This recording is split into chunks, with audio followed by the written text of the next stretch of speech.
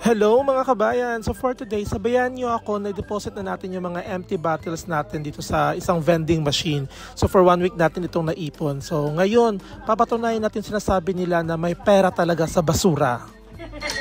So ito na nga, natapuan ko na yung vending machine sa loob ng mall.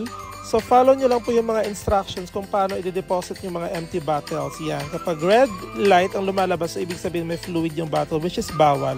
So make sure lang po na walang fluid or walang any liquid sa loob ng bottles at hindi siya yung nakatupi.